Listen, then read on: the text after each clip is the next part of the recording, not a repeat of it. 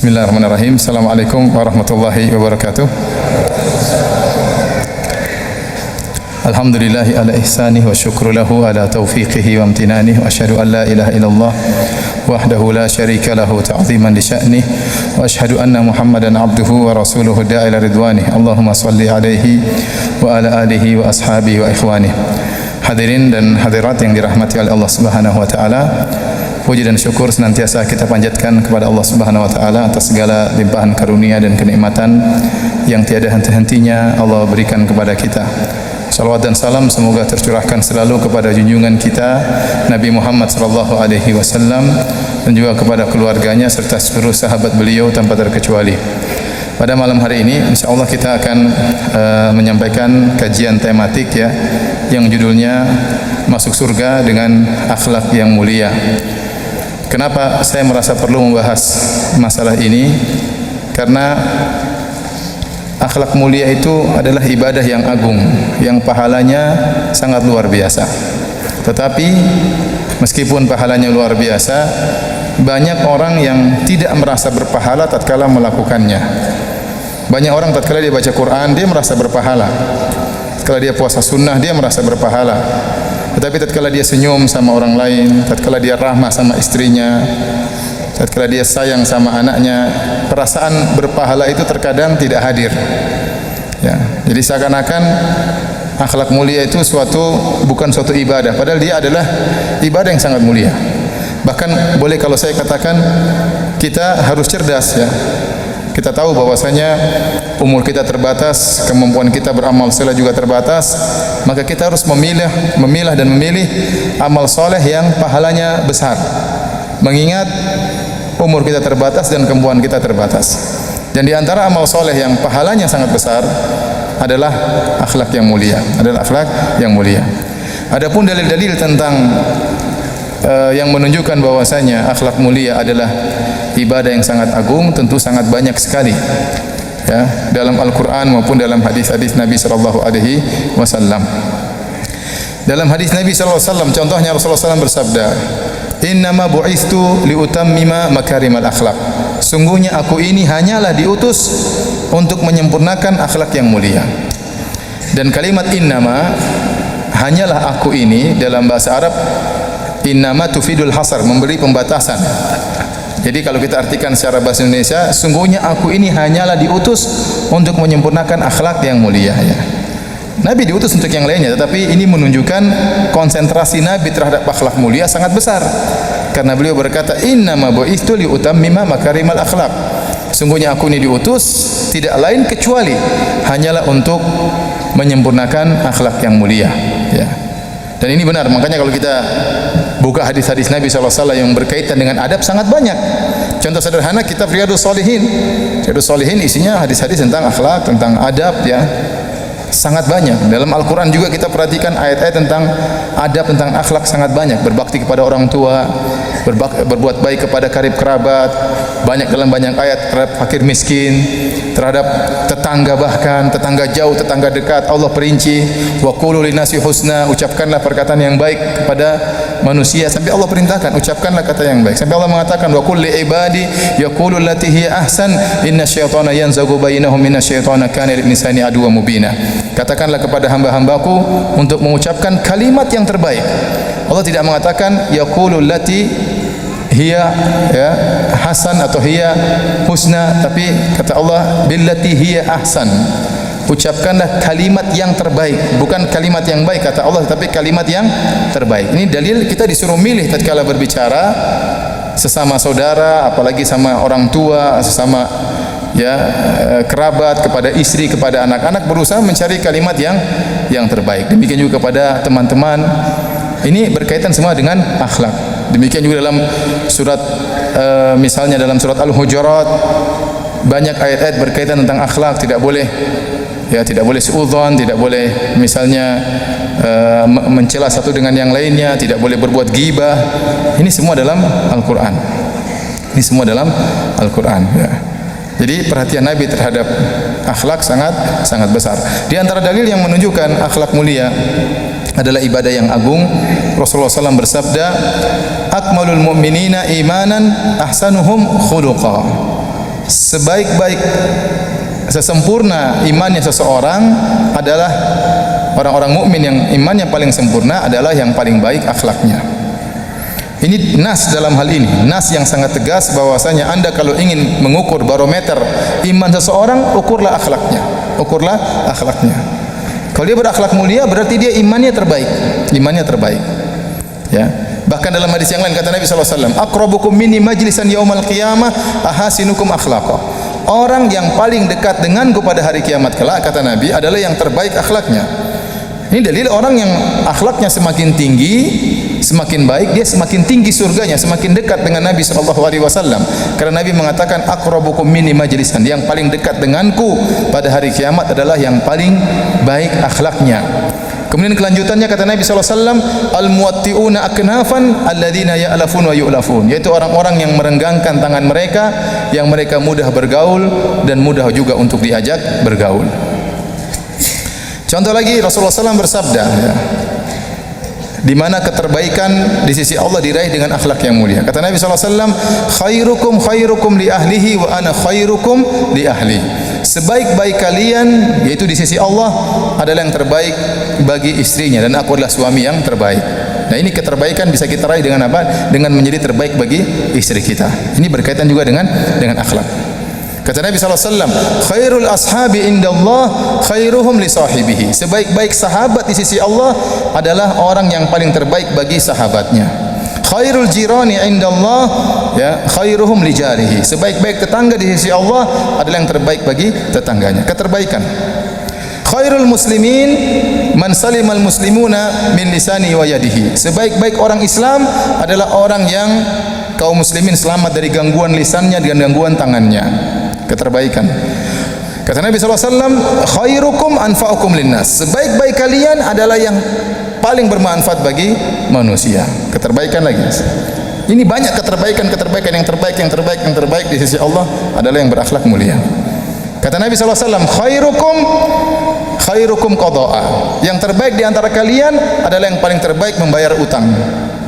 Nah, kalau Anda ingin tahu orang ini baik atau tidak di sisi Allah, lihat cara bayar hutangnya. Kalau dia pura-pura lupa hutangnya, ini berarti kurang baik di sisi Allah. Apalagi nomor HP-nya dia ganti. Nah, ini sudah. Karena benar Anda bisa melihat akhlak seorang dari membayar hutang. Kalau orang itu benar-benar baik, dia nggak perlu ditagih, dia akan bayar. Ini sudah ditagih-tagih malah melarikan diri. Sampai dia mengomel sama yang kasih hutang sama dia. Ini kejadian ya. Saya pernah ada seorang ngeluh sama saya, Ustaz, saya nagih hutang sama dia, saya malah dimarah-marah Ustaz. Loh kok bisa? Waktu saya nagih dia bilang, kamu tuh kenapa nagih sekarang? Minggu lalu uang saya ada, kamu nggak nagih. Sekarang uang saya sudah nggak ada, baru kamu tagih. Lah, kamu yang bahlul, kalau sudah punya duit bayar, jangan tunggu ditagih. Ya, bayangkan. Jadi keterbaikan, yang terbaik ternyata kalau Anda ingin menjadi orang terbaik di sisi Allah, banyak caranya dengan berakhlak yang mulia. Rasulullah SAW bersabda, al-birru husnul khuluq. Kalimat yang ringkas tapi menunjukkan intisari kebaikan. Jadi Rasulullah SAW ditanya tentang apa itu albir. Albir itu kebajikan. Kebajikan itu kan banyak. Semua perbuatan baik itu kebajikan. Tetapi Rasulullah SAW ringkas dengan berkata, albirru husnul khuluq. Kebajikan itu intinya akhlak yang mulia. Intinya akhlak yang mulia. Ini sama kata para ulama seperti sabda Nabi, al-hajju arafah. Haji itu wukuf di padang Arafah. Padahal haji itu perkaranya banyak, bukan cuma wukuf di padang Arafah. Namanya haji itu ada lempar jamarat, ada mabit di Mina, ada mabit di Muzdalifah, ada tawaf, ada sa'i. Tetapi kenapa Nabi hanya menyebut al-hajju arafah? Haji itu wukuf di padang Arafah karena intisari daripada haji adalah wukuf di padang Arafah. Dia adalah rukun yang paling rukun di antara rukun-rukun haji.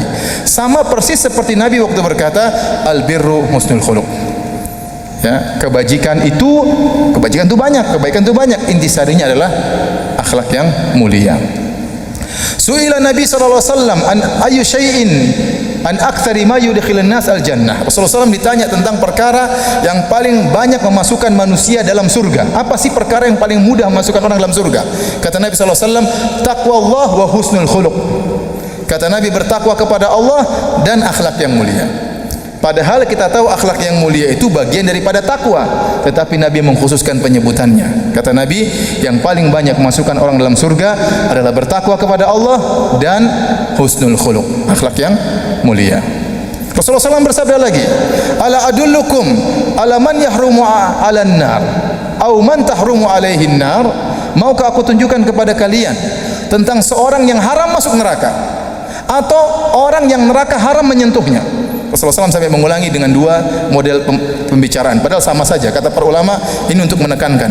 Kata Nabi, maukah aku kabarkan kepada kalian tentang orang yang haram masuk neraka dan neraka haram menyentuhnya? Sama saja kan? Kalau nggak bisa masuk neraka, neraka nggak akan menyentuhnya. Sama sebenarnya, cuma Nabi menggunakan dengan dua ibarat dalam rangka untuk menekankan. Kata para sahabat, tentu siapa orang itu ya Rasulullah? Betapa beruntung orang tersebut. Dia haram masuk neraka dan neraka haram menyentuhnya. Kata Nabi SAW, kullu qaribin hayyinin sahlin layyin. Apa tadi kata Nabi? Belum hafal. Kullu qaribin hayyinin sahlin layyin. Setiap orang yang qarib, setiap orang yang dekat. Dekat maksudnya qarib minan nas, mudah bergaul dengan orang, tidak angkuh, tidak jaga image dengan bergaul sama orang, ya menjauhkan diri, didatangi malah menjauh. Enggak, qarib sama siapa saja dia mudah senyum sama siapa saja. Ini menunjukkan dia tidak sombong, sehingga dia mudah dengan siapa saja. Kemudian apa? Lain sama. Lain itu lembut, hayyin mudah. Mudah itu mudah membantu orang lain, ringan tangan. Sahal juga sama. Ini maknanya mirip-mirip. Lembut, dekat, mudah, ringan. Itu maknanya kalau secara bahasa. Intinya ini semua berkaitan dengan akhlak. Disebutkan sahlun. Apa maksudnya sahlun? Yaitu dia mudah dalam fi qada'i hawaijin nas. Mudah dalam membantu orang lain. Kalau orang minta tolong sama dia mudah bantu dengan hartanya, dengan idenya, dengan tenaganya, dengan pikirannya, mudah. Orang ini mustahil neraka menyentuhnya. Nabi bilang dia enggak mungkin disentuh oleh neraka. Kenapa? Akhlaknya mulia. Makanya Rasulullah SAW bersabda tentang orang-orang yang mudah. Kata Nabi SAW, rahimallahu imra'an samhan idza ishtara, samhan idza ba'a, samhan idza iqtada. Kata Nabi SAW, semoga Allah merahmati seorang yang mudah tatkala menjual, mudah tatkala membeli, dan mudah tatkala menagih hutang. Maksudnya gimana? Dia mudah orangnya. Kalau jual barang, orang tawar ya dijual mudah. Berapa harganya? 100 juta. 80 ya? Ya udah ambil aja. Ya mudah. Cuma kurang 20 juta nggak jadi masalah. Yang penting dia sudah untung. Ada orang berapa? 100 juta, 99, enggak 1 rupiah pun enggak akan saya turunkan. Kamu enggak mau ya sudah. Wah ini namanya susah kalau menjual.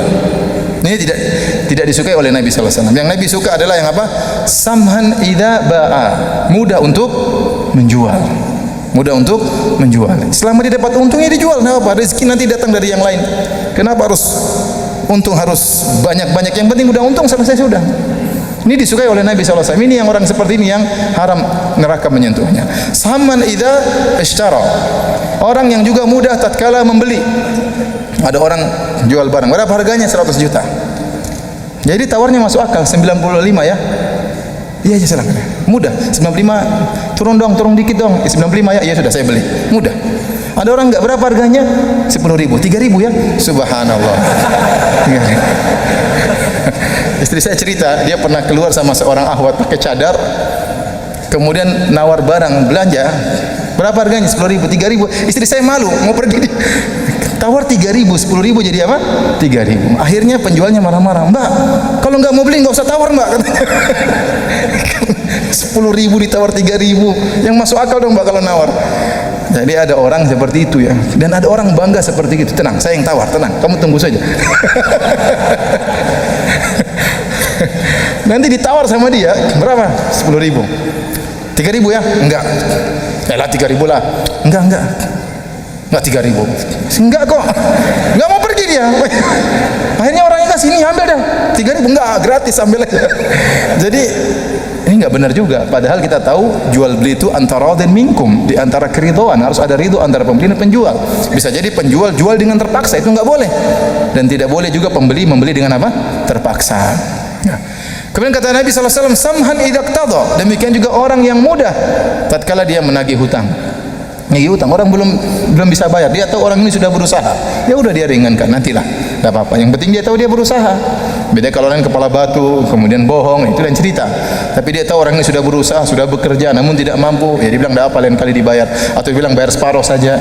Ini orang yang dirahmati oleh Allah Subhanahu wa taala. Inilah orang-orang yang berakhlak mulia yang diharamkan neraka bagi mereka. Taib. Hadis yang lain. Kata Nabi sallallahu alaihi wasallam dalam hadisnya, kata Nabi sallallahu alaihi wasallam, "Laisa syai'un athqalu fi mizanil mu'min yaumal qiyamah min husnil khuluq." Tidak ada satu amalan yang paling berat di timbangan seorang pada hari kiamat seperti akhlak yang mulia. Ini dalil bahwasanya, kata Nabi, tidak ada sesuatu yang paling berat pada hari kiamat seperti akhlak yang mulia. Ini dalil bahwasanya tidak semua amal soleh timbangannya sama, beda-beda. Ya. Amal soleh ini ada timbangannya, amal soleh timbangannya. Di antara amal soleh yang timbangannya sangat berat adalah akhlak yang mulia. Adalah akhlak yang mulia. Maka saya katakan tadi, Anda harus cerdas. Umur Anda terbatas, kemampuan Anda beramal terbatas, ada ibadah yang pahalanya besar, di antaranya akhlak yang mulia. Bukankah Rasulullah SAW mengatakan tidak ada akhlak mulia yang disepelekan oleh Nabi? Enggak ada yang disepelekan. Makanya Nabi mengatakan, la tahqiranna minal ma'rufi syai'an walau an talqa bi akhika bi wajhin talaq. Jangan kalian meremehkan kebaikan sedikit pun meskipun hanya senyum tatkala ketemu dengan saudara. Ini akhlak yang mulia, tapi tidak disepelekan oleh Nabi. Tidak disepelekan oleh Nabi sallallahu alaihi wasallam. Kemudian Nabi sallallahu alaihi wasallam juga dalam hadisnya berkata, ya, rubba rajulin yudriku bihusni khuluqihi darajat as-sawam al-qawwam, atau kama qala Nabi sallallahu alaihi wasallam. Kata Rasulullah sallallahu alaihi wasallam, betapa banyak lelaki yang dengan akhlak yang mulia dia mencapai derajat orang yang senantiasa puasa sunnah dan senantiasa salat malam. Jadi orang ini dia tidak puasa sunnah, puasanya Ramadan saja. Dia juga tidak salat malam, salatnya 5 waktu saja. Tetapi dia punya akhlak yang mulia. Murah senyum, suka membantu orang, tidak menyakiti hati orang lain, tidak dengki sama orang, tidak dendam sama orang lain, mudah maafkan orang lain. Dengan akhlak yang mulia tersebut, dia meraih orang yang senantiasa puasa sunnah dan senantiasa salat malam. Ya. Luar biasa. Ini dalil bahwasanya akhlak yang mulia itu adalah ibadah. Dari sini Syekh Abdurrahman bin Nasir As-Sa'di rahimahullahu taala, yaitu gurunya Syekh Muhammad bin Shalih Al-Utsaimin yang punya tafsir As-Sa'di, Taisir Karimur Rahman. Beliau punya risalah cuma 6 halaman, judulnya Husnul Khuluq, akhlak yang mulia. Di awal dari risalah tersebut beliau berkata, fahiya ibadatun fahuwa bidzatihi ibadatun azimah. Sungguhnya akhlak yang mulia itu secara zatnya merupakan ibadah yang agung. Akhlak mulia itu ibadah yang agung. Kemudian kata beliau, wahiyya tatanawalu minal abdi waqtan tawilan min zamanil abdi waqtan tawilan, dan dia mengambil waktu yang banyak dari seorang hamba. Fahuwa fi rahatin wa na'imin, dan sang hamba dalam kondisi tentram, dalam kondisi bahagia, ma'a husulil ajril azim, sambil dia meraih pahala yang besar. Ini kalimat yang indah dari Syekh Abdurrahman bin Nasir As-Sa'di, kita ingin jelaskan. Pertama dia berkata, fahuwa fi dzatihi ibadatun azimah. Sungguhnya akhlak yang mulia itu secara zatnya merupakan ibadah yang agung. Tadi saya katakan, Anda senyum itu ibadah. Anda senyum sama istri ibadah. Anda pijit-pijit istri itu apa? Ibadah. Anda sendul itu bukan ibadah. Anda ulas kepalanya itu ibadah, ya. Paham ya? Jadi saya katakan tadi, banyak orang kalau dia buka Quran dia merasa dapat pahala, benar. Tapi waktu dia pijit-pijit istri, dia tidak merasa ibadah. Dia tidak merasa ibadah, ya. Tatkala dia salam sama, misalnya ada tukang sapu, dia salami, assalamualaikum Pak, dia tidak merasa ibadah. Kapan dia merasa ibadah? Kalau dia berzikir subhanallah, alhamdulillah, Allahu akbar. Semuanya ibadah, tapi ini juga ibadah.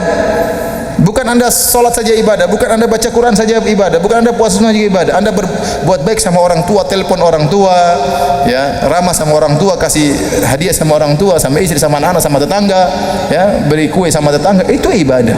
Bahkan ibadah yang agung, kata Syekh Abdurrahman bin Nasir As-Sa'di. Kemudian kata beliau, wa hiya tatanawalu min zamanil abdi waqtan tawilan, dan dia mengambil waktu hamba, seorang hamba dengan waktu yang banyak. Jadi akhlak mulia ini, kalau Anda sudah tertempa sehingga menjadi orang yang berakhlak mulia, berarti Anda itu pahalanya, argonya jalan terus. Kenapa?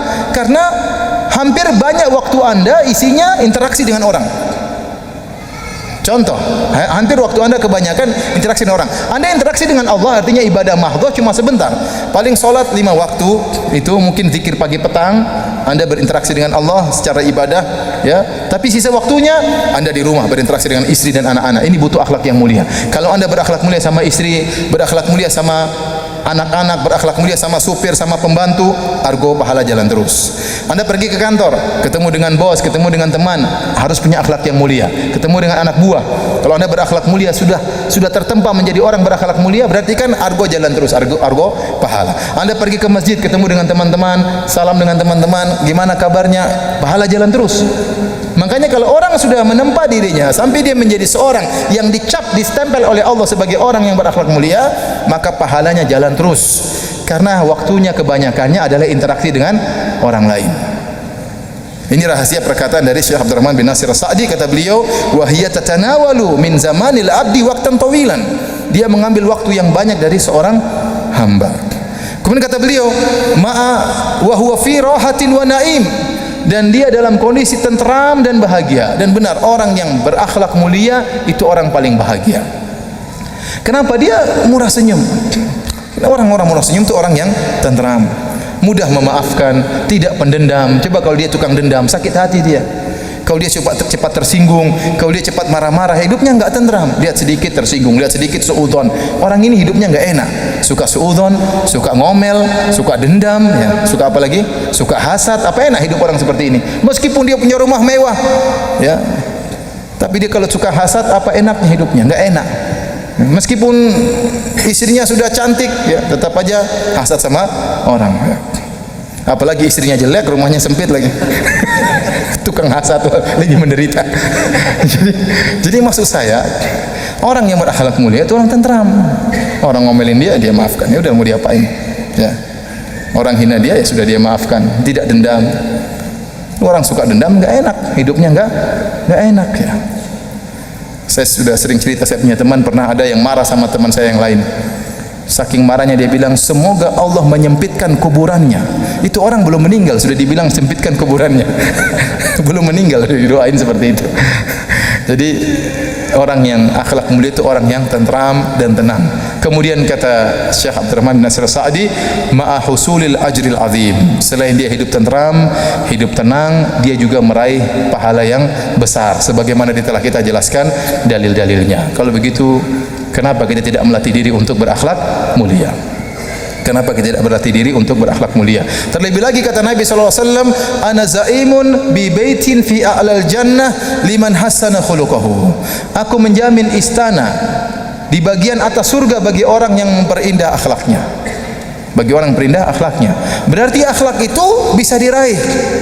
Akhlak yang indah itu bisa diraih oleh seorang hamba kalau dia berusaha. Nabi bersabda, man yatasabbar yusabbirullah. Barang siapa yang berusaha bersabar, Allah akan jadikan dia penyabar. Berarti akhlak mulia itu bisa diraih. Bisa diraih. Jangan seorang pasrah, waduh Ustaz saya orangnya temperamental, suka marah-marah, kayaknya enggak bisa berubah. Siapa bilang enggak bisa berubah? Bisa berubah. Bisa berubah. Akhlak yang buruk bisa menjadi akhlak yang mulia. Kalau orang akhlak buruk tidak bisa berubah menjadi akhlak mulia, buat apa datang dalil-dalil tentang akhlak yang mulia? Percuma saja kalau begitu. Tatkala datang dalil-dalil yang begitu banyak untuk bisa berakhlak mulia, berarti akhlak mulia itu bisa diraih. Akhlak buruk bisa dirubah menjadi akhlak yang mulia. Oleh karenanya para ulama mengatakan akhlak ada dua model. Ada namanya akhlak jibilli, ada namanya akhlak al-kasbi atau muktasab. Ya. Akhlak yang pertama adalah akhlak yang dari sananya, akhlak yang kedua adalah akhlak yang diperoleh.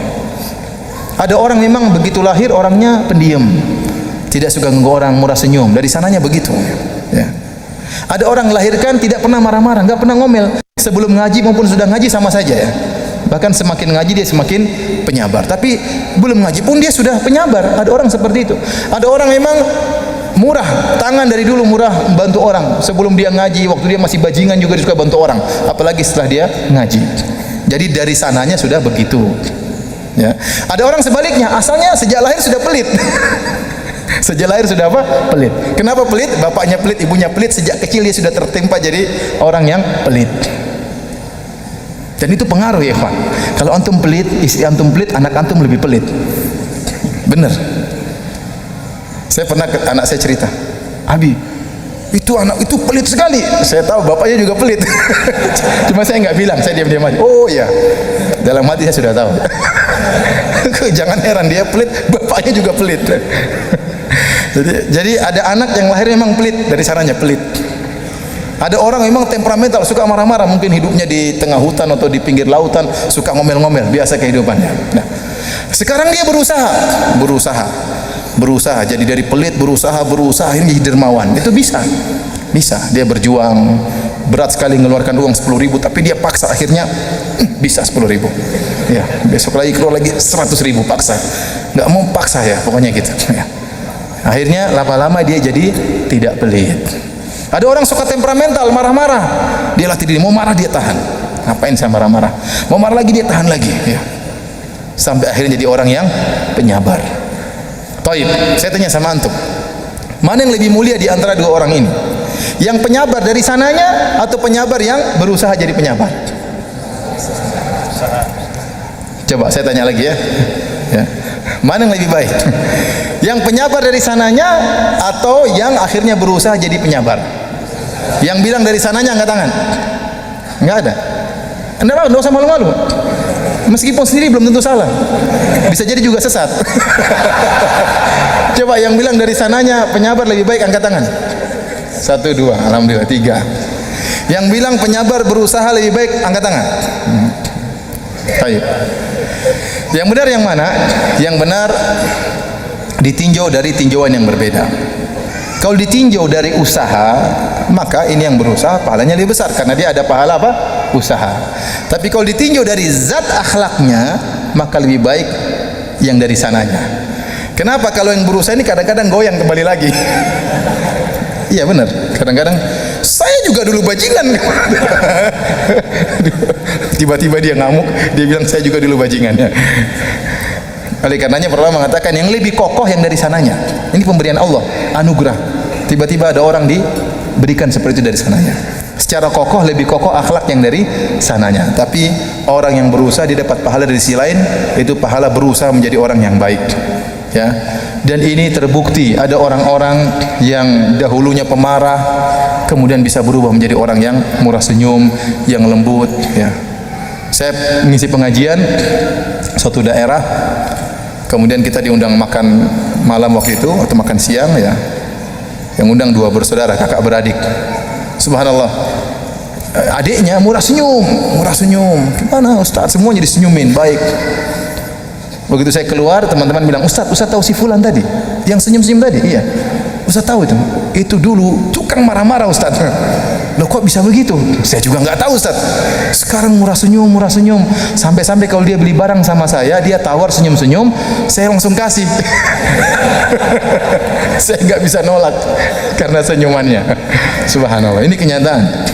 Jadi ada orang yang suka marah-marah bisa berubah. Berbeda dengan orang yang sombong dan angkuh. Mohon maaf, tolong maju agak merapat. Ada teman-teman yang dari belakang. Tolong masuk, maju. Teman-teman tolong maju. Tolong rapat. Ya. Di antara akhlak kata Allah Subhanahu wa taala, ya, idza qila lakum tafassahu fil majalisi fafsahu yafsahillahu lakum. Wahai orang beriman, jika dikatakan kepada kalian merapatlah, maka rapatkanlah. Baik, hadirin yang dirahmati Allah Subhanahu wa taala, kita sudah berbicara tadi tentang masalah akhlak yang mulia, tentang keutamaannya. Sekarang apakah definisi akhlak yang mulia? Apa sih akhlak yang mulia? Baik. Tidak ada dalil yang tegas tentang akhlak yang mulia, ya. Apa definisi akhlak yang mulia? Tetapi sebagian ulama berusaha mengambil intisari daripada akhlak yang mulia. Di antara mereka ada yang mengatakan akhlak yang mulia sebagaimana yang disebutkan dalam hadis Nabi SAW dalam Sahih Muslim. Kata Rasulullah SAW, "Wa man ahabba an yuzahzaha 'anil nar wa udkhilal jannata falta'tihi maniyatuhu wa huwa yu'minu billahi wal yawmil akhir wal ya'ti ila an-nasi alladhi yuhibbu an yu'ta ilaihi." Kata Nabi SAW dalam Sahih Muslim, barang siapa yang ingin diselamatkan dari neraka jahanam dan ingin dimasukkan dalam surga, maka hendaknya dia meninggal dalam kondisi beriman kepada Allah dan hari akhirat. Wal ya'ti ilan nas alladhi yuhibbu an yu'ta ilaihi, dan hendaknya dia bergaul kepada orang lain, bersikap kepada orang lain dengan sikap yang dia suka jika disikapi pada dirinya.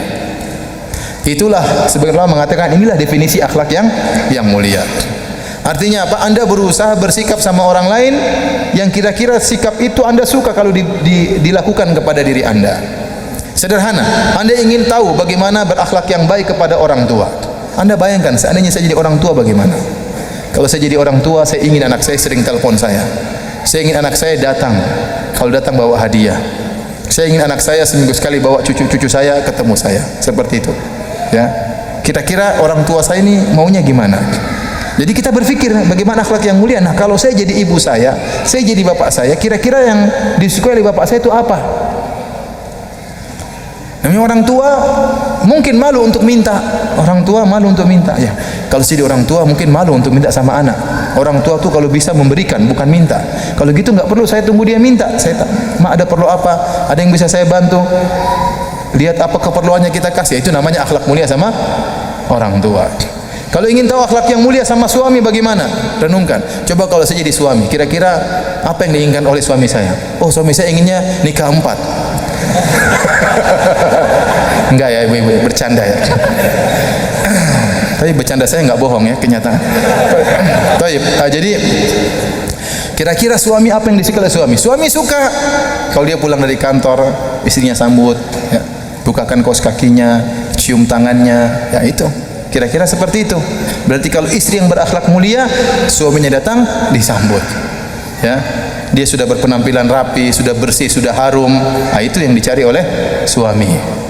Apa yang diingin kalau saya jadi suami? Kalau suami ingin mengajak ke tempat tidur, istrinya tidak nolak dengan berbagai macam dalil. Ya. Antum ketawa padahal banyak yang belum nikah ya. Baik. Jadi kira-kira seperti itulah. Jadi ingin tahu akhlak mulia. Sekarang berakhlak mulia bagi istri gimana? Ya, kalau saya jadi istri kira-kira gimana? Ingin suami saya perhatian sama saya, jangan ketemu di rumah WhatsAppan terus tidak perhatian sama saya. Ya, ajak seminggu sekali makan di luar misalnya. Ya, terus belikan saya emas. Nah, itu suami yang baik berakhlak mulia sama istri. Nah, kita pikir kira-kira istri saya sukanya apa? Istri sukanya baju. Ya sudah, kita antar beli baju, suruh milih, biar dia pilih sendiri ya. Istri perempuan sukanya begitu, ya. Perempuan sukanya begitu. Jadi sebelum kita bertindak, kira-kira akhlak yang mulia kira-kira seperti itu. Apa yang kalau saya jadi dia, apa yang sebaiknya saya inginkan.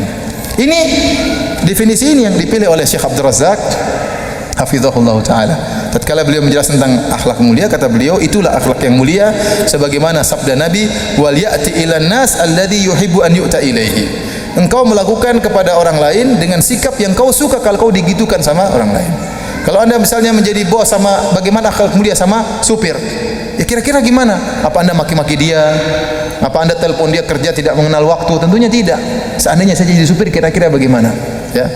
Nah, itu akhlak mulia terhadap supir dan kepada siapa saja. Taib. Definisi yang lain akhlak yang mulia, sebagian diriwayatkan oleh sebagian salaf. Kata mereka, akhlak mulia memiliki 3 rukun. Barang siapa yang terpenuhi 3 rukun dalam dirinya, maka dia memiliki akhlak yang mulia. Rukun yang pertama, talaqatul wajah, suka senyum. Yang kedua, badlun nada, suka membantu orang lain. Yang ketiga, kaful adha, tidak mengganggu orang lain.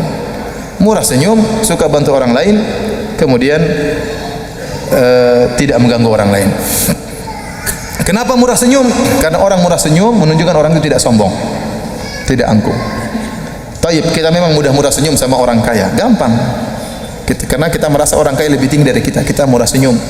Murah senyum sama teman kantor, ya, murah senyum sama bos, jadi masalah. Tapi kita murah senyum sama pembantu, murah senyum sama supir, murah senyum sama tukang sapu orang bawahan kita, ya.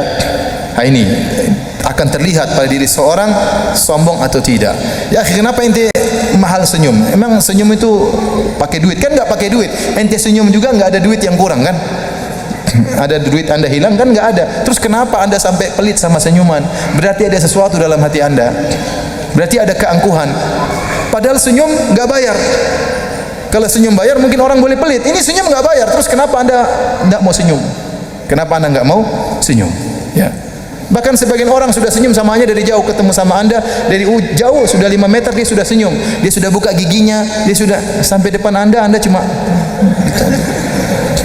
dari jauh-jauh dia buka gigi tutup. Terutama akhwat, ibu-ibu juga demikian. Ya. Murah senyum sama tetangga. Ustaz, tapi kita pakai cadar. Senyum meskipun pakai cadar kelihatan dari lirikan mata. Ya, meskipun giginya enggak kelihatan. Tapi dengan mata tetap, kalau senyum kelihatan raut wajahnya, di mata kelihatan dia apa? Senyum. Jadi ini yang pertama, talaqatul wajh, murah senyum sama orang ya. Ini menunjukkan Anda berakhlak mulia. Karena memang ada orang yang subhanallah berat senyumannya. Ya, tidak berat sekali. Senyum, saya pernah salam sama orang, saya senyum, dia enggak ngelihat, subhanallah. Sedih saya. Sedih. Ya, sedih. Tapi pernah begitu, ya. Ya enggak apa-apalah. Ya, tidak selamanya kita dihormati orang. Enggak apa-apa. Kalau kita enggak dihormati orang enggak jadi masalah. Yang penting kita di sisi Allah. Orang terkadang hormat kita, terkadang enggak jadi masalah. Ya. Tapi kalau sedih ya sedih ya. Kemudian yang kedua, badlun nada, mudah membantu orang. Antum ya kalau ada waktu bantu orang ya. Tentunya la yukallifullahu nafsan illa wus'aha. Allah tidak membebani luar kemampuan, sesuai dengan kemampuan. Ya, saya kalau bisa membantu orang, mudah-mudahan Allah menguatkan saya bantu orang. Tapi tidak semua orang bisa saya bantu. Jangankan bantu harta, bantu jawaban saja saya tidak mampu. Betapa banyak orang minta ustaz, minta nomor teleponnya, mohon maaf enggak bisa. Kenapa? Kalau kamu ambil pasti kamu nanya terus. Dan yang model seperti kamu tuh banyak. Dan kalau saya urusin semuanya, nanti istri saya gimana, anak saya gimana, kapan saya belajarnya, ya. Jadi saya lebih baik dari awal saya bilang mohon maaf saya enggak bisa, ini buat orang-orang khusus keluarga dan yang lainnya, ya. Daripada nanti kamu ambil kemudian tanya enggak pernah saya jawab. Kan sedih dia kan. Akhirnya dia suudzon dan macam-macamnya. Saya pengen bisa jawaban tapi saya enggak mampu. Saya enggak mampu. Apalagi sebagian orang dalam kondisi terdesak, Ustaz ini penting sekali dan saya tidak tahu jawabannya, terus gimana? Mau dipaksa? Mau fatwa sesat dan menyesatkan? Terkadang bagi orang Ustaz ini pertanyaan dianggap mudah, padahal bagi saya tidak mudah itu. Bagi saya berat, susah. Ustaz gimana hukum bekerja di sini? Mau saya bilang haram suruh keluar juga enggak gampang, mau saya bilang harus terus bekerja juga enggak gampang. Akhirnya saya bilang tanya sama ustaz yang lain. Selamat. Jadi artinya kita juga ingin bantu orang, tapi terkadang ada hal-hal yang buat kita enggak bisa untuk membantu orang lain. Entah waktu yang kurang, ilmu yang kurang dan macam-macamnya. Ya, terkadang saya merasa terganggu tatkala ya sering ya. Saya sudah selesai pengajian. Kemudian saya buru-buru ingin ketemu keluarga, tahu-tahu pertanyaan, waduh. Mau bilang antum ini enggak ngerti, saya saatnya sekarang ketemu apa? Keluarga. Itu keluarga masih banyak pertanyaan mau ditanyakan ke saya. Bukan pertanyaan antum saja. Istri saya juga banyak pertanyaan, anak-anak juga banyak pertanyaan. Jadi maksud saya kita berusaha membantu orang lain semampu kita, Kemudian kaful adza, jangan ganggu orang. Ini poin paling penting, jangan ganggu orang. Antum jangan nyakiti hati orang lain, jangan rendahkan orang lain, ya. Jangan dolimi orang lain, jaga diri. Lisan dijaga, tulisan dijaga, jangan sembarang komentar menyakiti hati orang lain, jangan sembarang menuduh, jangan sembarang bicara, ya. Ini semua menafikan akhlak yang mulia. Taib, Ustaz, bagaimana kita tahu kalau kita ini akhlaknya sudah mulia? Ada barometer sederhana. Kalau Anda ingin tahu Anda akhlak yang mulia, yaitu Anda dicari-cari orang, dirindukan oleh orang kedatangannya, dirindukan oleh orang kehadirannya. Karena kata Nabi SAW dalam hadis yang tadi sudah saya sebutkan, kata Nabi SAW, akmalul mu'minina imanan ahsanuhum khuluqa. Kata Nabi, orang yang paling terbaik imannya adalah yang paling baik akhlaknya. Dalam riwayat, aqrabukum minni majlisan yaumal qiyamah ahasinukum akhlaqa. Orang di antara kalian yang paling dekat denganku pada hari kiamat kelak adalah yang paling baik akhlaknya. Al-muwatti'una aknafan, yaitu yang merenggangkan aknaf itu apa namanya? Bahu. Jadi dia membentangkan bahunya. Mudah. Ini isyarat dari Nabi SAW, kinayah. Alladzina ya'lafun wa yu'lafun, yaitu orang yang mudah untuk bergaul dan mudah untuk diajak bergaul. Orang sama dia mudah, dia ngobrol mudah, murah senyum, orang betah duduk sama dia, meskipun dia tidak betah sama orang itu, tapi orang betah sama dia. Ini berarti Anda berakhlak mulia, dicari oleh orang. Kalau Anda enggak hadir ditanya, mana si fulan kok tidak ada? Kenapa orang merasa tentram kalau ada dia? Ini berarti akhlak yang mulia, ya. menunjukkan Anda mudah bergaul. Kata Nabi SAW, al-mu'min ya'laf fa yu'laf. Seorang mukmin mudah untuk bergaul dan mudah untuk diajak bergaul. La khaira fi man la ya'laf wa la yu'laf. Tidak ada kebaikan bagi orang yang tidak mudah untuk bergaul dan tidak mudah untuk diajak bergaul. Sendirian enggak mau bergaul sama orang. Ini bukan akhlak yang mulia. Akhlak mulia itu Anda mudah berinteraksi sama orang dengan akhlak yang baik. Ada orang subhanallah badannya besar, gemuk, kelihatannya berat, tapi kalau di depan kita ringan. Kenapa? Lisannya enak kalau ngomong, murah senyum, terasa ringan. Tapi ada orang sebaliknya, kurus, krempeng, kecil, tapi terasa berat seperti gunung. Kenapa? Kalau ngomong paling menyakitkan. Kalau sudah di grup komentar, bikin sakit hati. Orang berharap dia tidak hadir. Alhamdulillah dia tidak datang. Kalau antum sudah sampai derajat seperti ini, celaka antum. Kata Nabi SAW, inna min syarrin nasi manzilatan inda Allahi yawmal qiyamah man tarakahun nas ittaka fuhsyih. Orang yang paling buruk di sisi Allah pada hari kiamat adalah orang yang ditinggalkan masyarakat gara-gara takut dengan lisannya, takut dengan komentarnya, takut dengan lisannya. Kalau datang pasti ngejek, ya, mencela, mengejek, nyindir, itu kerjaannya. Itu kerjaannya. Orang seperti ini orang berakhlak buruk, orang enggak suka sama dia. Hati-hati kalau orang sudah sampai pada derajat ini.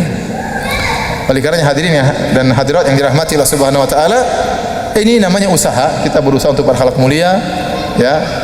Dengan 3 rukun tadi, murah senyum, mudah membantu orang lain, jangan sampai mengganggu orang lain.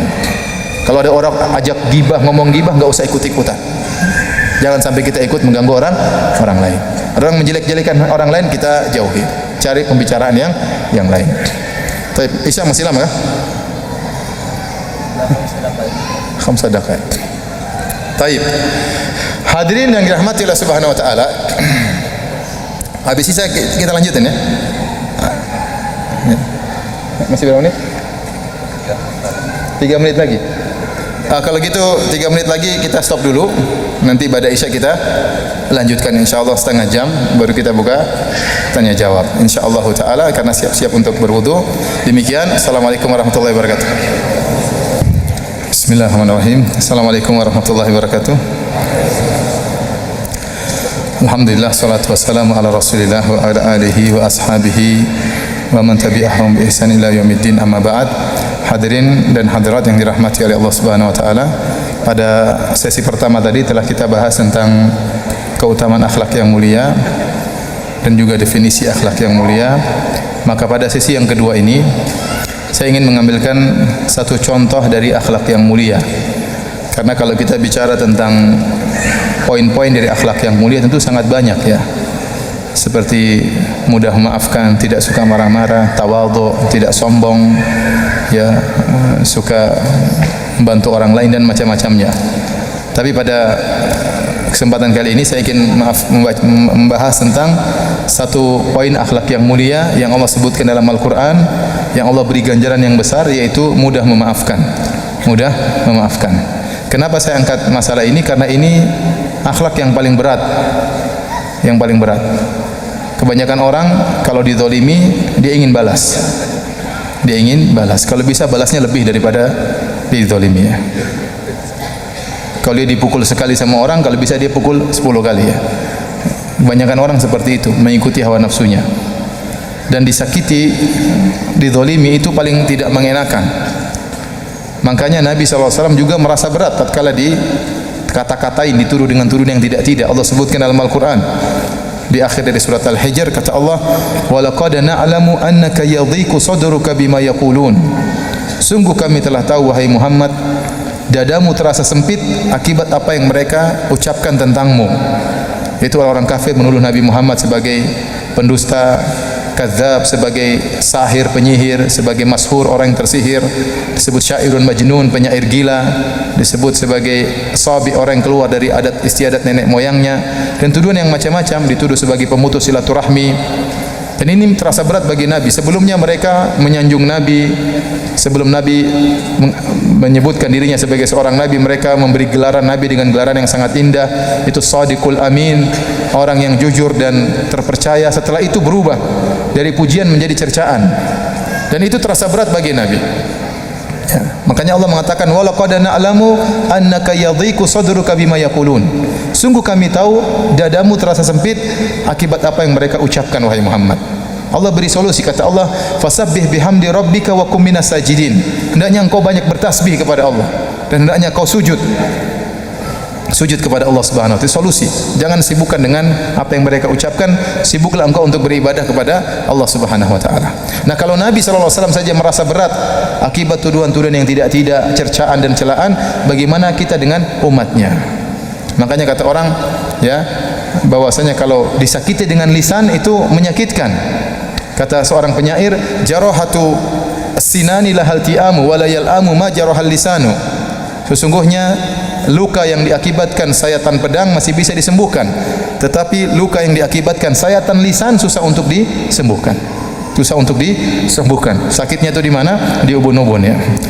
Oleh karenanya para hadirin Allah Subhanahu wa taala, kita akan berbicara tentang sifat yang sangat berat, tapi itulah sifat para anbiya, sifat orang-orang yang berjiwa besar, ya, sifat mudah memaafkan. Karena kalau para nabi tidak mudah memaafkan, mereka akan stres dan segera cepat meninggal dunia, kena stroke dan macam-macamnya.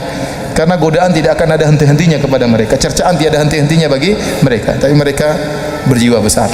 Oleh karenanya Nabi Musa alaihissalam waktu diutus kepada Fir'aun, dia berdoa kepada Allah dengan doa yang kita sudah hafal kebanyakan kita, dan beliau mengatakan Rabbi shrahli sadri wa yassirli amri wahlul 'uqdatam min lisani yafqahu qawli waj'alni waziran min ahli, dan seterusnya. Dia mengatakan di awal doa tersebut, ya Allah, lapangkanlah dadaku, lebarkanlah apa? Dadaku. Karena kalau dada kita sudah lebar, sudah lapang, yang lain mudah. Ya, yang lain mudah. Terkadang perkara berat di hadapan kita, tapi kalau dada kita lapang jadi mudah. Ini yang paling penting. Seorang bagaimana dadanya lapang, tidak sempit, ya, dadanya lapang sehingga dia mudah untuk memaafkan. Sifat ini, sifat maafkan, sifat yang berat, ya. Saking beratnya sampai-sampai tidak wajib memaafkan, tidak wajib. Oleh karenanya Allah membolehkan kita balas. Seperti firman Allah Subhanahu wa taala, wa jazaa'u sayyi'atin sayyi'atun mithluha faman 'afa wa aslaha fa ajruhu 'ala Allah innahu la yuhibbudz zalimin. Kata Allah, balasan dari keburukan adalah keburukan semisalnya. Kata Allah, boleh kau balas, enggak jadi masalah. Tapi Allah beri pilihan kedua. Allah beri pilihan yang kedua. Faman 'afa wa aslaha, barang siapa yang memaafkan dan berbuat baik, fa ajruhu 'ala Allah, maka pahalanya di sisi Allah. Tapi seandainya ada orang tidak mau maafkan, Ustaz, saya tidak maafkan dia, Ustaz, saya mau tuntut dia di akhirat. Itu hak kamu, terserah kamu. Tidak harus memaafkan. Tidak harus. Karena Allah tahu memaafkan itu berat. Makanya, ya, kalau orang lagi marah sama orang lain masalah dunia, boleh menghajar selama 3 hari, boleh tidak maafkan 3 hari. Kata Nabi sallallahu alaihi wasallam, la yahillu li muslimin an yahjura akhahu fawqa 3. Fayaltaqiyani fayuridu hadha wa yuridu hadha wa khairuhuma alladhi yabda'u bis salam. Kata Nabi sallallahu alaihi wasallam, tidak halal bagi seorang muslim untuk memboikot saudaranya lebih daripada 3 hari. Tidak boleh. Jadi boleh kita jengkel sama orang, kita bombe ini, enggak ketemu dia, kita enggak mau ketemu. Dia salam, kita enggak jawab, boleh, tapi 3 hari. Kenapa? Karena syariat tahu langsung memaafkan itu enggak mudah. Dia jengkel 3 hari, yaitu syariat bilang tidak apa, biar aja. Jengkel 3 hari enggak apa-apa, enggak berdosa. Dia salam kita enggak jawab, dia telepon kita enggak angkat, dia SMS kita 3 hari kita cuekin. Tapi hari keempat Anda harus memberi salam. Meskipun tidak harus bersahabat lagi seperti awal, tapi harus memberi salam. Karena sesama muslim tidak boleh saling apa? Memboikot. Ya. Karena tidak ada orang yang bisa langsung memaafkan kecuali Nabi sallallahu alaihi wasallam, ya. Kecuali Nabi sallallahu alaihi wasallam. Oleh karenanya para hadirin Allah Subhanahu wa taala, kalau seorang tidak mau memaafkan dan dia dendam, dia yang akan tuntut di akhirat, ini dibolehkan. Dalam ayat yang lain kata Allah Subhanahu wa taala, fa in aqabtum fa aqibu bimithli ma uqibtum bih. Kalau kalian ingin membalas, maka balaslah sebagaimana engkau dizalimi. Tapi ada pilihan kedua, wala in sabartum la huwa khairul lisabirin. Kalau kalian bersabar, maka itu lebih baik bagi orang yang bersabar. Pahalanya lebih besar kalau Anda memaafkan. Memaafkan ini bukan perkara sepele, karena disebutkan secara khusus dalam Al-Quran. Tidak semua akhlak mulia disebut dalam Al-Quran. Tatkala memaafkan disebut dalam Al-Quran, ini menunjukkan ini akhlak yang besar. Allah sebutkan dalam surat Ali Imran tentang para penghuni surga. Kata Allah Subhanahu wa taala, "Wasari'u ila maghfiratin min rabbikum wa jannatin 'arduha as-samawati wal ardu uiddat lil muttaqin." Bersegeralah kalian menuju ampunan Allah dan menuju surga Allah yang luasnya seluas langit dan bumi yang Allah siapkan bagi orang-orang yang bertakwa. Siapa orang-orang bertakwa yang Allah siapkan surga bagi mereka? Kata Allah Subhanahu wa taala, "Alladzina yunfiquna fis sarra'i wad dharra'i wal kadhiminal ghaidh wal 'afina 'anil nas wallahu yuhibbul muhsinin." Yaitu orang-orang yang senantiasa berinfak, dalam kondisi lapang mereka berinfak, dalam kondisi sulit mereka tetap berinfak, meskipun mungkin infaknya lebih kecil, tapi tetap berinfak meskipun dalam kondisi sulit. Kemudian kata Allah, "Wal kadhiminal ghaidh," orang yang meredam amarah. Kadhiminal ghaidh kata para ulama maksudnya seperti air yang sudah berada di puncak, tinggal meluber, tinggal keluar tapi dia tahan. Jadi kebenciannya sudah jengkel, sudah diubun-ubun, kemudian dia tahan. Ini namanya al-kadhimina al-ghaidh, yaitu orang yang meredam amarah tatkala amarahnya sudah di puncak. Kemudian Allah sebutkan yang ketiga, wal 'afina 'anin nas, yaitu orang-orang yang memaafkan orang-orang yang berbuat zalim kepada dia. Allah tutup ayatnya dengan berkata, wallahu yuhibbul muhsinin. Allah mencintai orang-orang berbuat ihsan. Dan kita tahu dalam derajat agama ada 3 derajat, Islam, iman dan ihsan. Ihsan yang paling tinggi. Makanya saya katakan orang yang memaafkan itu orang yang sudah sampai derajat ihsan. Karena dia tahu Allah mengetahui apa yang dia lakukan. Allah tahu isi hatinya tatkala dia maafkan. Dia sedang bermuamalah dengan Allah Subhanahu wa taala. Dan memaafkan tidak mudah, bahkan memaafkan lebih daripada sekedar tidak marah. Kalau orang tidak marah belum tentu maafkan. Saya tidak marah tapi belum tentu saya maafkan. Saya cuma meredam amarah. Ini tingkatan lebih tinggi. Dia memaafkan. Kalau dia sudah memaafkan, otomatis dia tidak marah. Dia tidak marah. Ya. Kalau meredam amarah saja pahalanya luar biasa, sebagaimana kata Nabi sallallahu alaihi wasallam, "Man kadzama ghaidhan wa huwa yaqdiru ala an yunafidhahu, da'ahu Allahu yaumal qiyamati ala ru'usil khalaiq hatta yukhayyirahu min ayyil huri syaa." Barang siapa yang meredam amarahnya padahal dia mampu untuk melampiaskannya, maka Allah akan panggil dia di hadapan khalayak pada hari kiamat kelak sampai Allah suruh dia pilih bidadari mana yang dia sukai. Ini pahalanya besar. Jadi kalau istri Anda bikin Anda marah-marah, Anda jangan marah-marah. Anda senyum-senyum saja. Kenapa Mas senyum-senyum? Ada hadis, bagus sekali hadisnya. Apa hadisnya? Sebutkan hadisnya. Barang siapa meredam amarah disuruh pilih bidadari. Ya. Istri antum yang marah-marah nanti. Nah, kalau itu meredam amarah pahalanya seperti itu, bagaimana lagi memaafkan? Karena orang yang memaafkan dia pasti meredam amarah. Makanya saya katakan siapa yang bisa memaafkan itu akhlaknya luar biasa. Dan itu sangat susah. Kenapa? Karena Anda baru bisa menerapkan memaafkan kalau Anda dizolimi. Kalau Anda enggak dizolimi, memaafkan siapa? Paham? Jadi akhlak itu baru bisa muncul tatkala Anda dizolimi. Bukan maafkan tatkala lebaran. Maaf lahir batin, iya saya maafkan. Enggak ada kesalahan maaf lahir batin, cuma sekedar omong-omongan saja ya. Ya.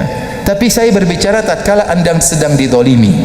Dan saya katakan ini akhlak baru bisa keluar tatkala Anda dizalimi. Dan kebanyakan orang kalau dizalimi ingin apa? Membalas. Ingin membalas, ya. Dan kalau orang sudah membalas biasanya lebih daripada yang dia dizalimi, ya. Saya sudah sering sampaikan. Allah mengatakan wa jazaa'u sayyi'atin sayyi'atun mithluha. Jadi Allah sebutkan 3 model. Balasan keburukan seperti keburukan semisalnya. Barang siapa maafkan pahalanya si Allah. Yang ketiga, Allah tidak suka dengan orang yang zalim. Ini 3 model orang tatkala dizalimi. Tinggal Anda pilih yang mana. Yang pertama, Anda boleh balas semisalnya. Kalau dia bilang Anda anjing, Anda bilang Anda juga anjing. Maka tidak ada yang dosa dia. Jadi sekarang kalau dia bilang Anda anjing-anjing, Anda balas ente juga anjing-anjing. Berarti 4 anjing kan? 4 anjing ini semua dosanya sama dia. Kenapa? Al-mustabbani, orang yang saling mencaci maki, alaman bada, yang pertama yang mengenai dapat dosanya. Dia mengatakan Anda anjing-anjing, Anda bilang ente juga anjing-anjing. 4 anjing semuanya buat ente. Dosanya dia. Ya, seperti itu.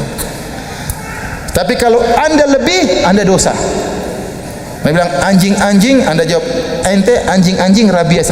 Ah, berarti kan anjing rabies lebih daripada anjing biasa. Nah, berarti kata para ulama ini sampai dibahas oleh para ulama ya.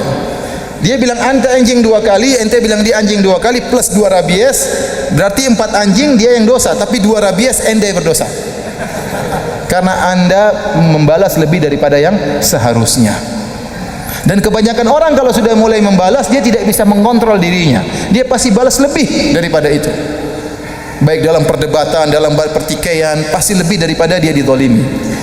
Oleh karenanya yang aman memaafkan. Makanya saya katakan kalau Anda dizalimi ada 3 kemungkinan. Pertama, Anda balas semisalnya dan Anda tidak berdosa, dosanya semua buat dia. Yang kedua, Anda balas lebih, maka Anda berdosa. Sekarang Anda jadi orang yang zalim. Ada dosa yang Anda tanggung. Yang ketiga, Anda maafkan, faman afa wa aslaha fa ajru Allah. Barang siapa yang maafkan, maka pahalanya di sisi Allah Subhanahu wa taala. Tapi itu sangat berat karena asalnya orang yang dizalimi ingin apa? Membalas.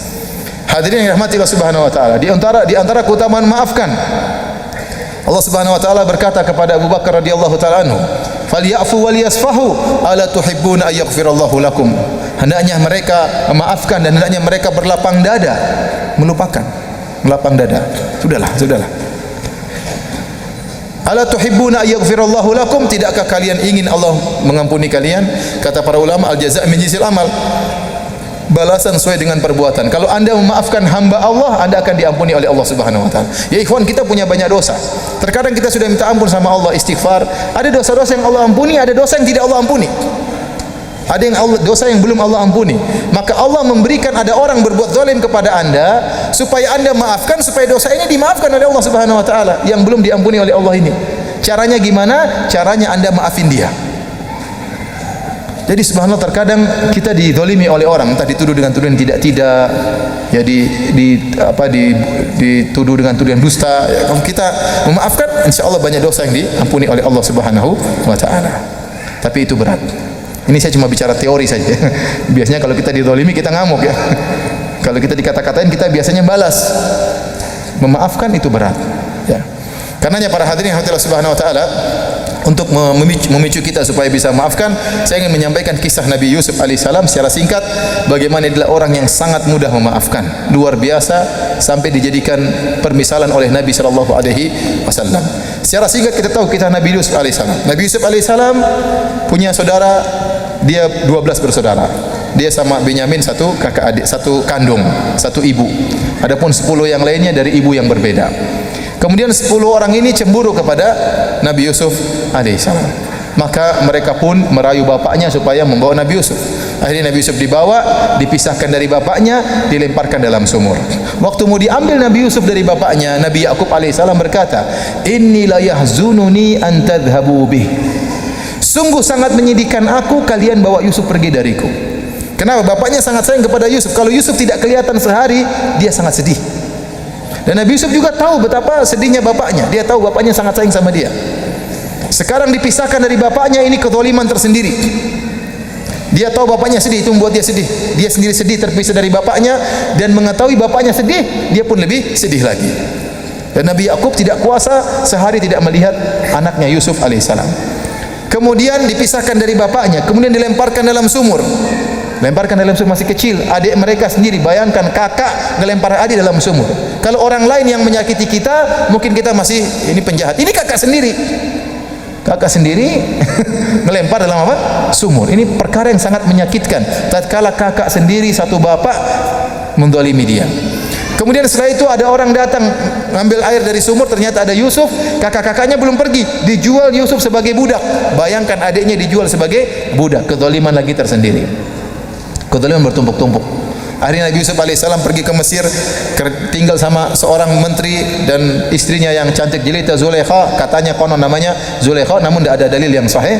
Intinya akhirnya Zulaikha jatuh cinta kepada Nabi Yusuf alaihissalam. Akhirnya dia pun menuduh Nabi Yusuf ingin menzinahi dia. Akhirnya Nabi Yusuf di penjara. Yang zalim sekarang siapa? Zulaikha. Zalim kepada Nabi Yusuf. Ya. Bahkan bukan cuma Zulaikha. Zulaikha manggil ibu-ibu semua di kota Mesir, suruh rayu Yusuf. Semua merayu Yusuf. Kata Zulaikha, rayu Yusuf supaya dia mau sama saya. Ternyata waktu mereka merayu, kata mereka sama saya aja, enggak usah sama dia. Makanya Nabi Yusuf berkata, ya, Rabbis sijnu ahabbu ilayya mimma yad'unani ilaih. Ya Allah, penjara lebih saya sukai daripada seruan ajakan rayuan mereka, bukan rayuannya, rayuan mereka. Kata para ulama, ini dalil semua ibu-ibu ngerayu dia, bukan cuma siapa? Zulaikha. karena terpesona dengan ketampanan Yusuf. Akhirnya yang zalimi Zulaikha dan ibu-ibu semuanya. Akhirnya dia di penjara. Waktu di penjara, dia bertemu dengan dua orang yang minta untuk ditafsirkan mimpinya. Akhirnya Nabi Yusuf menafsirkan mimpi mereka berdua. Nabi Yusuf mengatakan, adapun salah satunya kamu akan menjadi pelayan raja, yang satunya kamu akan disalib. Kemudian kata Allah, wa qala lilladzi dhanna annahu najim minhum adhkurni 'inda rabbik. Maka Yusuf berkata kepada orang yang bakalan jadi pelayan raja, kamu jangan lupa, nanti kalau kamu melayani raja, sebut-sebut tentang aku. Maksudnya apa? Sebut-sebut tentang kebaikan aku supaya aku dibebaskan dari raja, dari penjara oleh raja. Kata Allah, fa ansahu syaitanu dzikra rabbih falabitha fis sijni bid'a sinin. Ternyata tatkala dia sudah jadi pelayan raja, dia keasikan, lupa tentang cerita Nabi Yusuf. Akhirnya Nabi Yusuf di penjara lagi 7 tahun. Gara-gara orang ini apa? Lupa. Akhirnya setelah orang ini lupa, qadarullah setelah 7 tahun, raja yang mimpi. Inni ara sab'a baqaratin simanin ya'kuluhunna sab'un ijab wa sab'i sumbulatin khudri wa ukhra yabisat, dan seterusnya. Ya ayyuhal malu aftuni fi ru'yaya in kuntum bi ru'ya ta'burun. Raja mengumpulkan anak buahnya. Wahai anak buah, saya mimpi melihat 7 ekor sapi gemuk dimakan sama 7 ekor sapi kurus, dan saya melihat 7 bulir gandum yang hijau dan 7 bulir gandum yang kuning yang kering. Coba tafsirkan mimpi saya. Kata mereka, itu hanyalah bunga tidur, enggak bisa ditafsirkan wahai raja. Akhirnya kata Allah, wa qala alladzi naja minhuma waddakara ba'da ummatin ana unabbiukum bi ta'wilihi farsilun. Tiba-tiba pelayan raja ingat, masalah mimpi, baru dia ingat Yusuf, baru connect. Setelah kapan? Setelah 7 tahun. Oh ya Yusuf. Utus saya kepada Yusuf. Akhirnya dia datang kepada Yusuf, mengatakan, Yusufu ayyuhas siddiqu aftina fi sab'i baqaratin simanin ya'kuluhunna sab'un ijab wa sab'i sumulatin khudri wa ukhra yabisat la'ali arji'u ila nasi la'allahum ya'lamun.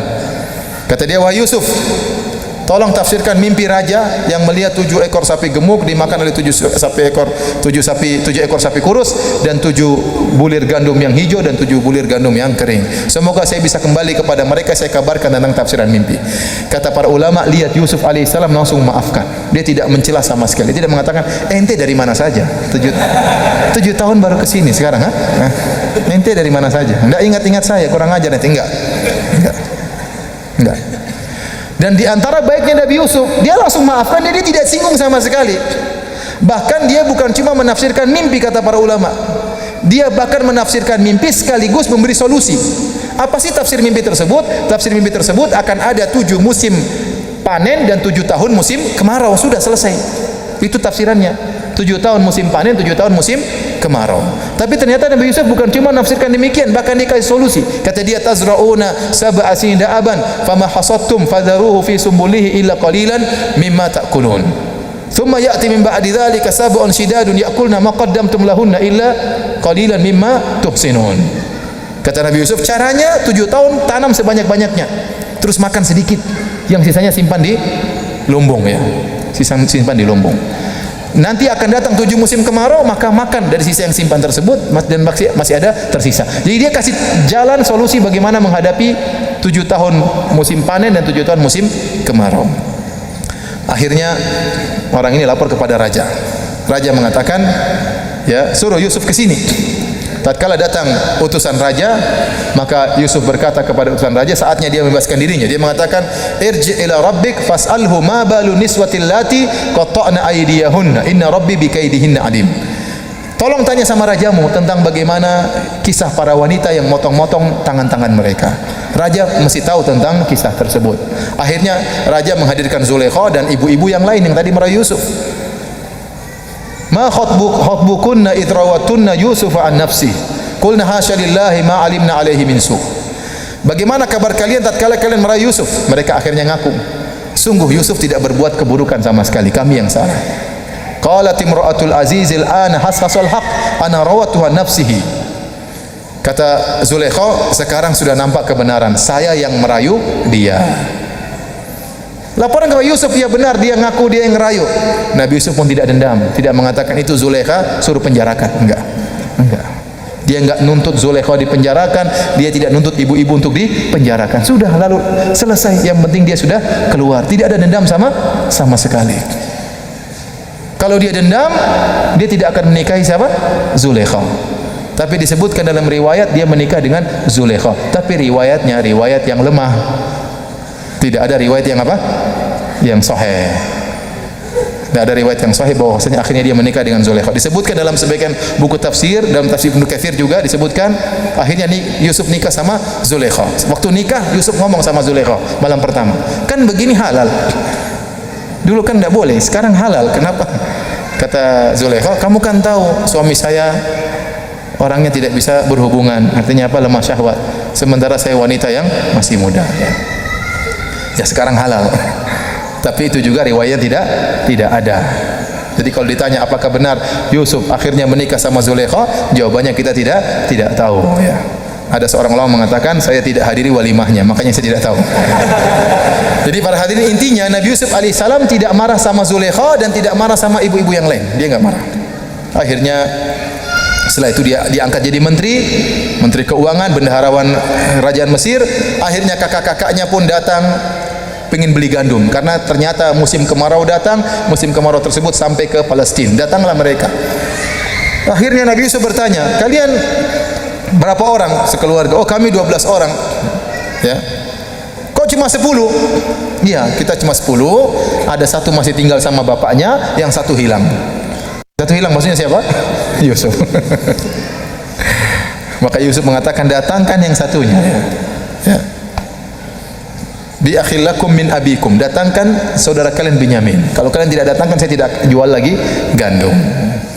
Intinya akhirnya mereka datang lagi bawa Binyamin. Setelah itu Nabi Yusuf membuat hilah, cara, sampai akhirnya Binyamin tertuduh mencuri.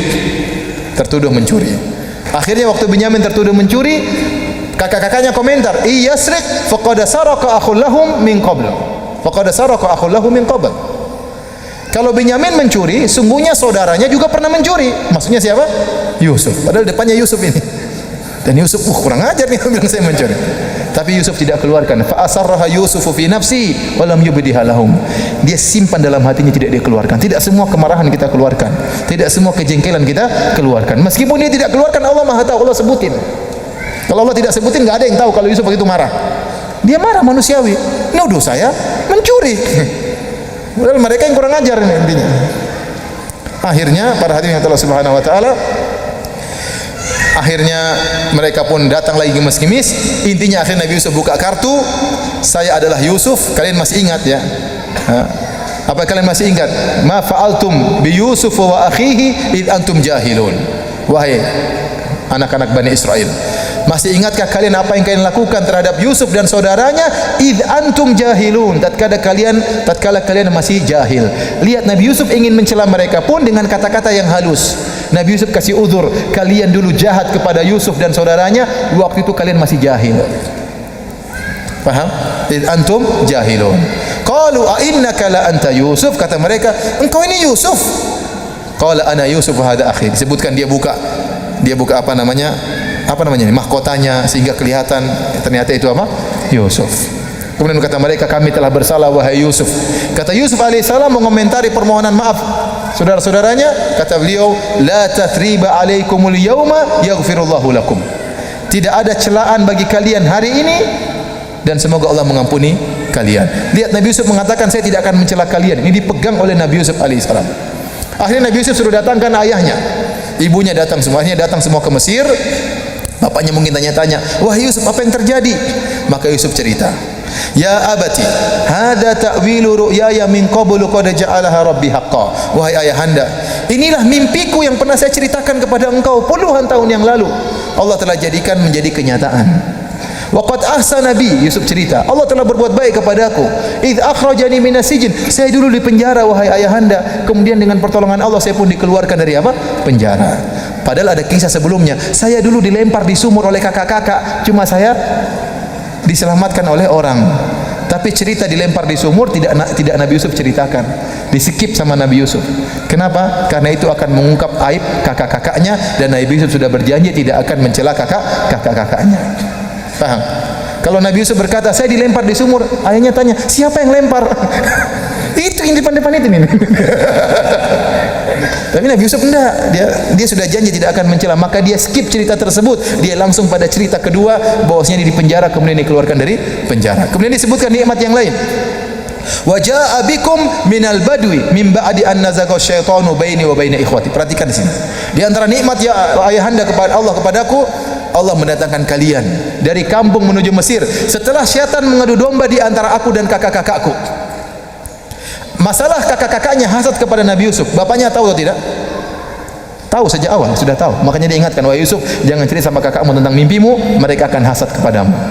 Jadi masalah dia dihasati oleh kakak-kakaknya, ayahnya sudah tahu. Tetapi Nabi Yusuf menyebutkan nikmat, dahulu kami bertengkar, sekarang menjadi bersatu, itu nikmat. Namun tatkala dia mengungkapkan pertengkaran tersebut, dia pilih kata-kata yang baik. Dia mengatakan mim ba'di an nazaga syaitanu baini wa baina ikhwati. Setelah syaitan mengadu domba antara aku dan saudara-saudaraku. Dia tidak mengatakan setelah saudara-saudaraku kurang ajar kepada aku, tidak. Tetapi dia sandarkan kesalahan kepada syaitan dan seakan-akan kesalahan dari dua belah pihak. Dia mengatakan setelah syaitan mengadu domba di antara aku dan kakak-kakakku. Jadi maksud saya Yusuf komitmen untuk tidak mencela kakak-kakaknya. Inilah ya kisah bagaimana memaafkannya Nabi Yusuf alaihissalam saat dia bisa membalas dendam kepada kakak-kakaknya, maka dia tidak balas. Dan inilah yang dilakukan oleh Nabi sallallahu alaihi wasallam. Rasulullah SAW tatkala Fatu Makkah, semua orang musyrikin sudah tunduk kepada Nabi Muhammad sallallahu alaihi wasallam dan Nabi Muhammad bawa 10.000 pasukan. 10.000 pasukan untuk menaklukkan kota Mekah. Maka Nabi mengumpulkan orang-orang Quraisy. Nabi berkata, "Ma tadhunnun anni fa'ilun bikum?" Wahai orang Quraisy, menurut kalian apa yang akan aku lakukan kepada kalian? Karena sebagian sudah ada isu. Ada yang mengatakan hadza yaumul malhamah, ini hari pertumpahan darah, Muhammad akan menghabisi mereka. Ada isu tersebar seperti itu. Maka Nabi bertanya kepada mereka, ma tadhunnun anni fa'ilun bikum? Menurut kalian apa yang akan aku lakukan kepada kalian? Nabi Muhammad diusir 8 tahun yang lalu, meninggalkan kampung halamannya, meninggalkan tempat kelahirannya, semua harta kaum muslimin ditinggal. Sekarang saatnya membalas dendam, kembali ke kampung halaman setelah terusir 8 tahun. Saatnya sekarang tunjukkan taring dan tunjukkan gigi. Nabi bertanya, apa yang akan aku lakukan kepada kalian? Kata mereka, khairan akhun karim ibnu akhin karim. Kau akan melakukan kebaikan bagi kami, engkau adalah saudara kami yang baik, bapakmu juga baik, katanya. Akhirnya Nabi Muhammad SAW mengatakan, saya tidak berkata kepada kalian kecuali seperti perkataan saudaraku Yusuf, la tathriba alaikumul yaum. Yusuf pernah berkata, tidak ada celaan bagi kalian. Idhabu fa antumut talaqa. Pergilah kalian, kalian bebas. Mereka waktu itu masih musyrik. Akhirnya bebas, akhirnya banyak di antara mereka yang masuk Islam. Jadi inilah para hadirin yang Allah Subhanahu wa taala, berusahalah jadi pemaaf, dan kita tidak pungkiri kita pasti berinteraksi dalam segala medan, berinteraksi dengan istri, berinteraksi dengan teman, dalam dakwah berinteraksi dengan ustadz yang lain, berinteraksi dengan mad'u, dan tidak bisa terlepas dari kezaliman. Entah kita menzalimi orang, entah kita dizalimi orang. Dan kalau kita dizalimi, latih diri kita untuk apa? Memaafkan. Paling tidak enak kalau kita bermusuhan sama orang yang dekat sama kita. Paling tidak enak kalau kita ribut sama istri dan kita tidak memaafkan. Ya. Enak kalau tidak ribut sama istri. Paling tidak enak. Itu ketemu lagi dia lagi di rumah ribut lagi. Ya. Kalau kita bermusuhan sama orang jauh, masih mending kita jarang ketemu dia. Tapi bermusuhan dengan istri, ribut dengan ayah, ribut dengan ibu, ribut dengan kakak, ribut dengan ipar, paling tidak enak. Maka kalau anda dalam posisi terzalimi, hendaknya segera maafkan supaya enak hidup ini. Dapat pahala, anda diampuni dosa dari Allah dan hidup jadi tenteram. Orang kalau tidak memaafkan, dendam, suka marah-marah, hidupnya tidak tenteram. Dia dendam, nanti kemarahan tersebut dia bawa ke rumah, akhirnya dilampiaskan kepada istrinya, kepada anaknya. Ya, dia hidupnya mau tidur juga tidak enak, mau tidur sebelum tidur murojaah dulu, si fulan kurang ajar, si fulan kurang ajar, si fulan kurang ajar. Brengsek dia, mau tidur isinya semua dendam hatinya, nggak enak. Coba kalau dia sudah maafkan, belum tidur dia baca Quran, kan enak hidupnya. Ya. Jadi paling enak, orang paling bahagia, orang yang paling mudah apa? Memaafkan. Tapi ini akhlak yang paling berat. Ya. Semoga Allah menjadikan kita hamba-hamba Allah yang berakhlak mulia, dan semoga Allah mengumpulkan kita dengan Nabi Muhammad SAW di surganya kelak.